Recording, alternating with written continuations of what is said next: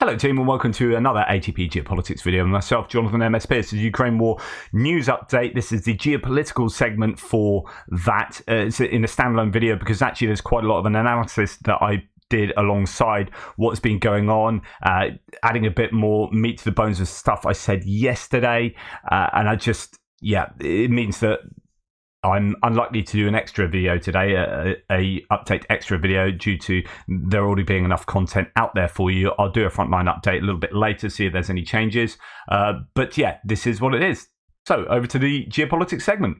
Right, on to geopolitical stuff. Ukrainian soldiers are now doing with their blood what the UN Security Council should do with its votes, stopping aggression and defending the principles of the UN Charter. So Zelensky came out to the UN Security Council and gave a pretty blistering speech.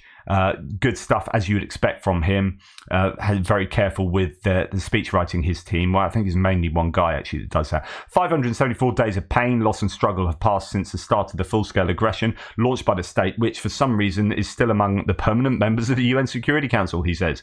But this is not only Russian aggression against Ukraine. The terrorist state aims to undermine with its aggression all the dams of international norms that should protect the world from wars. And I'm grateful to everyone in the world who recognize Russia's aggression as a violation of the UN Charter, which it blatantly is, although there's not enough done about it. A few other snippets.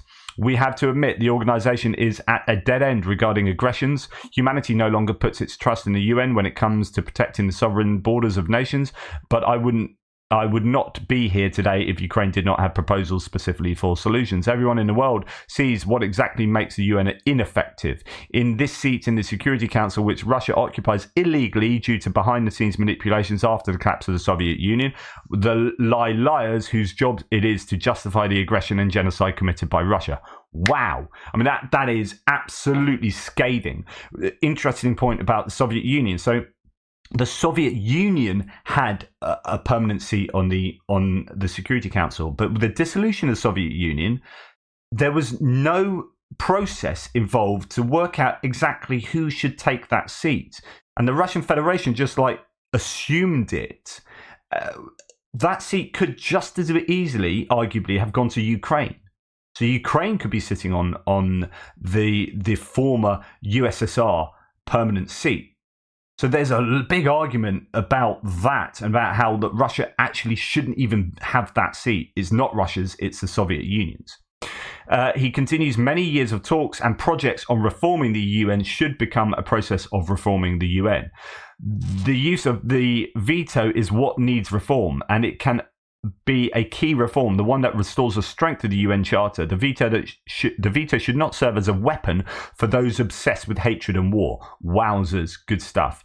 The president also gave an example of specific actions to implement the security architecture reform. So first, the complete withdrawal of all Russian troops and military formations, including Black Sea Fleet of Russia, or those leaky troughs that will remain from it during the war, as well as the withdrawal of all mercenaries and quasi-military formations from the sovereign territory of Ukraine. Second, full return of Ukraine to effective control over an entire state, over our entire state border and exclusive economic zone in the Black and Azov Seas, as well as in the Kerch Strait. In other words, this is going back to Ukraine wanting, of course, everything that they, 1991, back to 1991 borders, etc., and gives an indication of kind of the refusal to budge on that with regard to future diplomacy. So, it's not going to be easy when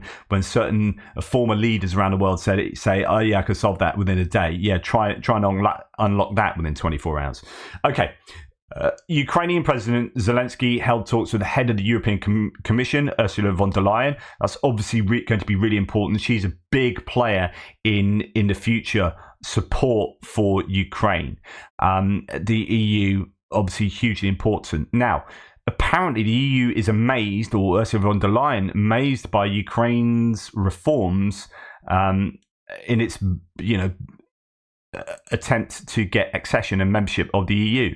So this is from the Telegraph. I'm amazed to see how Ukraine is doing very difficult reforms while they are fighting a war, she said in New York, where the United Nations General Assembly is being held. Mrs. von der Leyen refused to set out specific timeline for when Ukraine will be able to join the EU, which will not happen until while the war rages on its territory. But she added that she was convinced that Ukraine would one day join, despite the lengthy and technically difficult process of joining the bloc. Quote, if they keep the pace, I see they're absolutely motivated. This is a decisive moment, she told Bloomberg Television.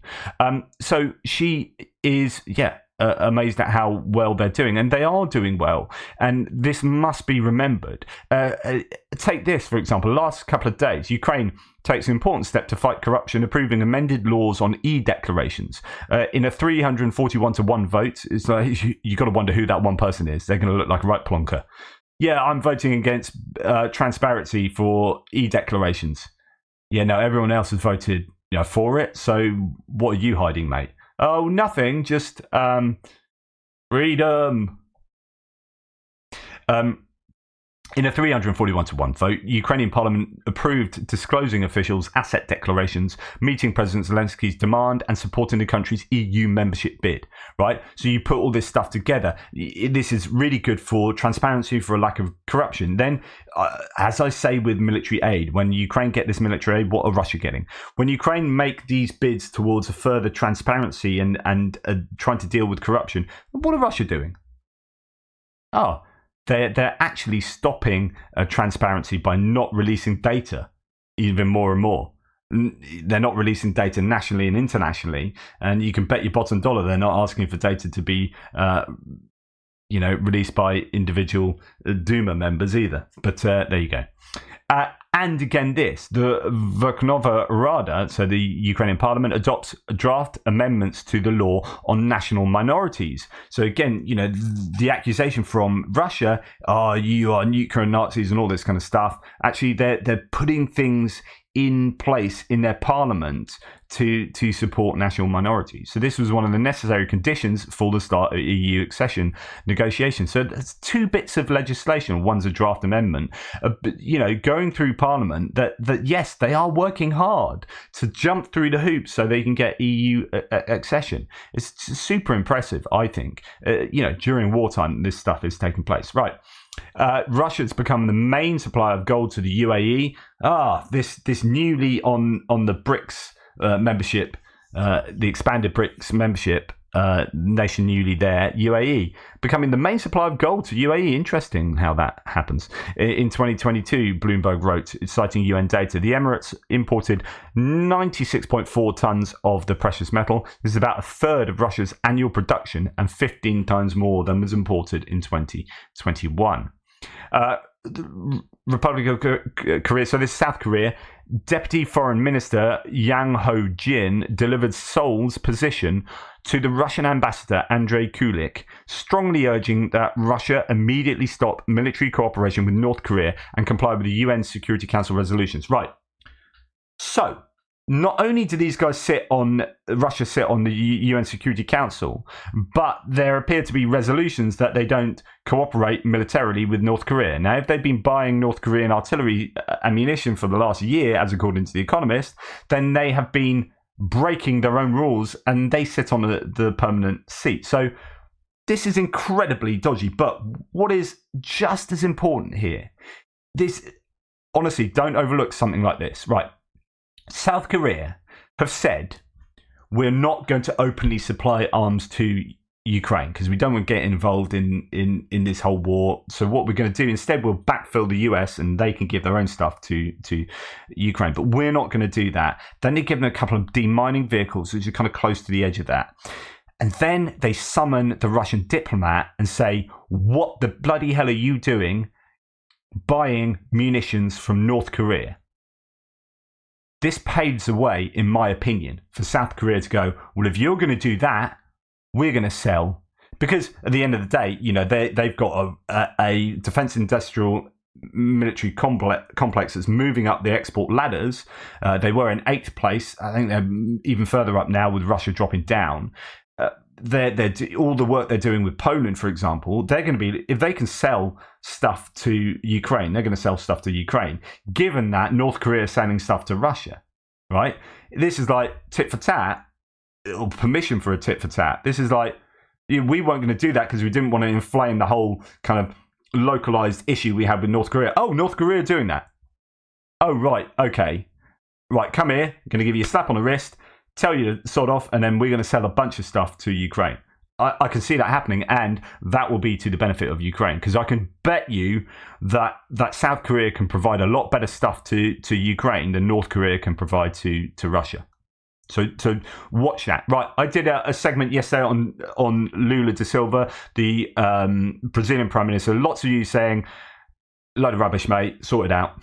And I said, it could be part of my biases. However, I just want to remind people, if you didn't see this yesterday, so Lula da Silva stood up in the UN General Assembly and made a speech, and is one of the very few speeches that was well received. He commanded the audience, got a lot of clapping, and that's according to the Ukraine the Latest podcast talking about that. He said this, and I said this was super important. Bear with me again if you've heard this, because actually there's a little bit more detail to add. We will remain critical of any attempt to divide the world into zones of influence and to revive the Cold War. Now, I did say actually that's kind of what BRICS is doing, so there's a bit of hypocrisy there. The UN Security Council is gradually losing its credibility. Now, this is right, he's bang on here. This fragility stems in particular from the actions of its permanent members who wage unauthorized wars in pursuit of territorial expansion or regime change. Its paralysis is the most eloquent proof of the need and urgency to reform it and make it more representative and effective. I said yesterday, this is absolutely brilliant, because A, he's exactly right. It does need reform. Everyone's talking about this. It needs reform. But B, he points out that there are permanent members, i.e. Russia, waging unauthorized wars of pursuit of territorial expansion or regime change, which is exactly what Russia was trying to do with their special military operation. So that appears to be 100% aimed at Russia there, or at least aimed at Russia. Now, other people are saying, don't be so naive. He's talking about US invasions of Afghanistan and Iraq. I don't think so. You can maybe argue regime change, but it wasn't unauthorized. That was so they bent over backwards to get UN authorization of those wars. Now, there were still huge amounts of problems, and I'm not going to go and justify Afghanistan and Iraq and whatnot here. But I think he's very much, at least, and it almost doesn't matter if he's having a go at the US here. What's important is that he's having a go at Russia, and they are supposed to be mates, right? So he was also, and the problem is that Lula is very much, he is on the left. He's about workers' rights, environment. He's about trying to break up the neoliberal, what he sees as neoliberalism, and this kind of free market neoliberalism that is kind of corrupting the world, right? So he's your classic kind of left winger coming in and trying to sort that out. So he has all these things going on. So when he gives a speech to the UN, there's going to be all of that, where there'll be elements that are you'll be yeah, and elements you might be not so sure. But in this, I argue he's right. And when you talk about primitive conservative and authoritarian nationalism, which is what he was arguing against, that absolutely applies to Russia more than it does to the US, right? So I really do think he was having a go at Russia there. Now, if a member of BRICS is doing that, that is significant. Now, he met with Zelensky yesterday, and what came out of that is some interesting stuff that, again, goes back to what I was saying. I do think I was correct in saying this yesterday. So Lula told journalists this: I know it's difficult for both him and Putin. Lula told journalists after being with Zelensky, no one will have 100% in a war. No one can win everything. The Latin American leader also said it's necessary to build a lasting peace so that there will never again be a territorial occupation like Russia did. You can't say it any clearer than that. He's stood up in the UN and said, permanent members are waging unauthorized wars in pursuit of territorial expansion and regime change, and then comes out and tells reporters after meeting Zelensky that Russia has done a territorial occupation. And that should never again be allowed to happen. So I think he's been perfectly clear on who he's attacking here. And for that, I commend him. Now, you may disagree with De Silva on a bunch of other stuff, right? Fair enough. But what I am saying is on that, I think he is right. And I think that is super important because if you're going to be Zelensky, I was thinking about this yesterday. If you're going to be Zelensky, who do you want to court at the moment?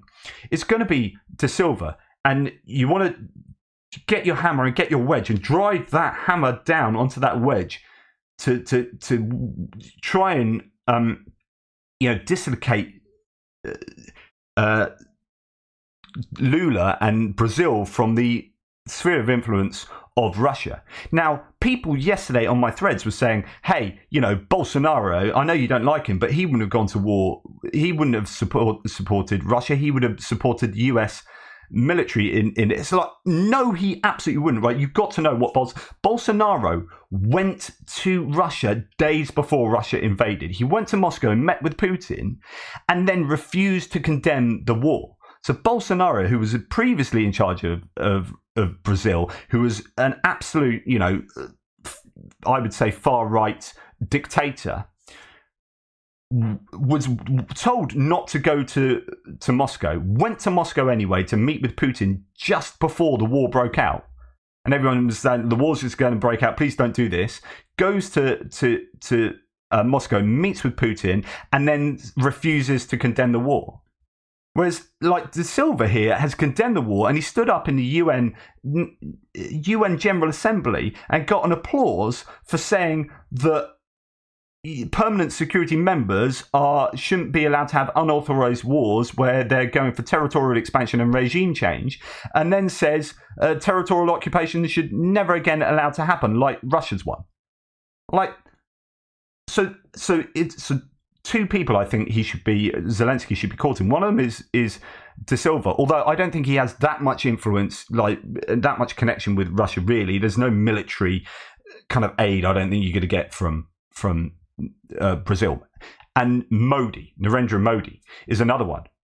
So you can actually, there is already a wedge, I think, between India and China, India and Russia, right? India are moving away from buying military equipment from Russia, and they're moving to making their own indigenous equipment and getting Western equipment. And if you want to court someone, there's someone to go and cozy up with. And so there are certain people, I think, that are much more worthy of Zelensky's careful diplomacy than others. Anyway, sorry. So Zelensky held talks. Again, I'm not saying Lula De Silva is perfect, right? There are issues. Like, I like his environmentalism big time, and I do like some of his policies, right? But on this, I think he's actually quite right. Now, Zelensky's held talks also with Olaf Scholz. That's going to be really important. I think Germany are increasingly becoming one of the central players in continued Ukrainian support. US President may use a 1977 International Emergency Economic Powers Act to transfer frozen Russian assets worth billions of dollars to Ukraine, according to the New York Times. That would be fantastic.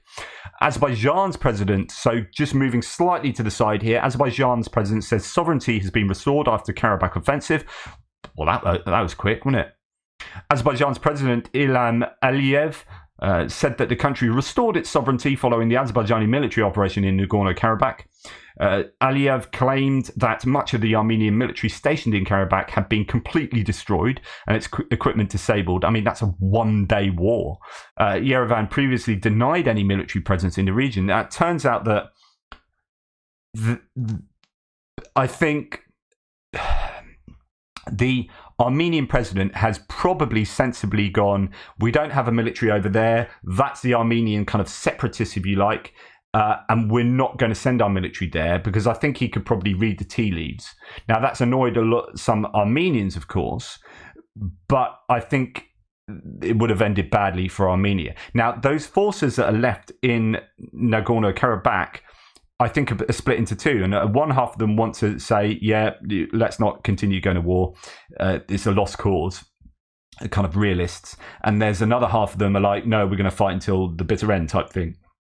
So even of the people left there, you've got two factions developing. But I'm no expert. Anyway, anti-Russian sentiment has been existing in Yerevan as well, as they are like ripping out Russian passports and telling Russia to go away, chanting Russia go away. But that's at the same time as having a go at their own president as well. So I don't know if these are the same people. And the president has not sent troops supposedly to Nagorno-Karabakh, and is courting the West and the US rather than Russia. Anti-Russian sentiments will subside in due time, but Pashinyan's authority is weakened. Still, in my view, he exhibited wisdom in not plunging Armenia into another disastrous war with Azerbaijan. Interests of 120,000 Armenians in Karabakh are not Armenian national interests. So obviously people with connection to those that diaspora community will say they've kind of been left out to dry, I would think.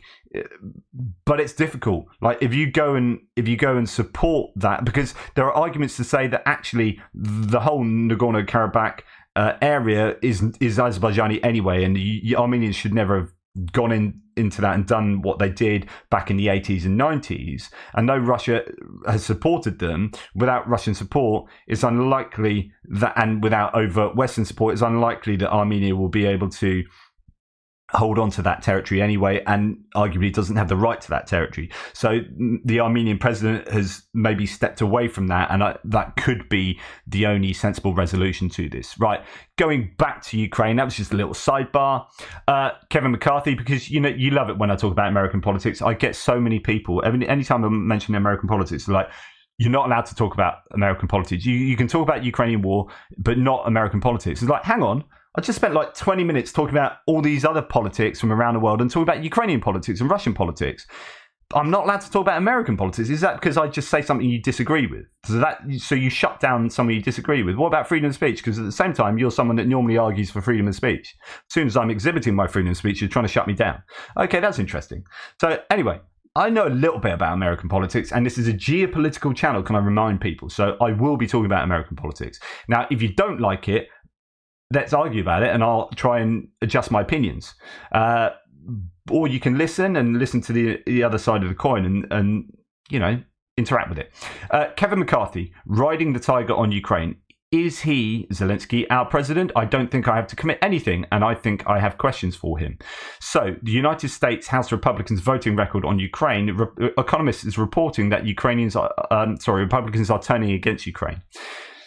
Now, I don't know if this is overblown, but they do show some stats, which is interesting. So at the beginning of the war, you only had 10 House Republicans voting against the aid to Ukraine. And then that went up to 89. So that's like a 9 times increase. That's almost an order of magnitude.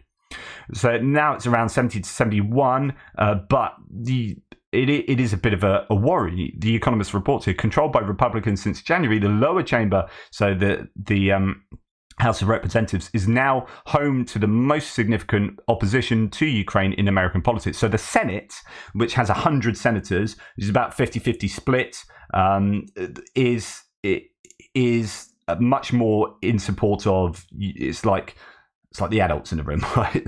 Like much more in support of Ukraine. The lower chamber is now home to the most significant opposition to Ukraine in American politics. Although the party generally backs Ukraine's fight for sovereignty, the data suggests an increasing number of Republican politicians could imperil future support. So it will depend who wins the presidential election next year and what happens with the House kind of elections as well. But you could foresee a situation where this grows even more, and it grows to be something that impedes aid to Ukraine. Early in the war, the American public showed immense support for Ukraine, and lawmakers listened. The Ukraine Democracy Defense Lend-Lease Act of 2022, designed to speed up the transfer of weapons to Ukrainian forces, passed the House in April last year with support from 196 Republicans, 166 of whom remain in Congress. Only 10 opposed the measure. Yet Republican opposition more than quintupled a few weeks later when the House appropriated $40 billion of Ukraine's defense. Now, again, this comes to how you work out the figures and whether it's a true representation of what's going on, and whether these politicians understand all the ramifications, both in terms of geopolitical strategy and as well as like money spent and return on investment? Like, or do they have the same views as some of their base who are anti that because actually they don't really understand how the money is calculated and what it's actually getting for the US? So there's a communication issue there that could also go as far as the politicians. Anyway, I've done way too much talking today. This one is more analysis than news. Hopefully that was of interest. Please like, subscribe and share. Take care and speak soon.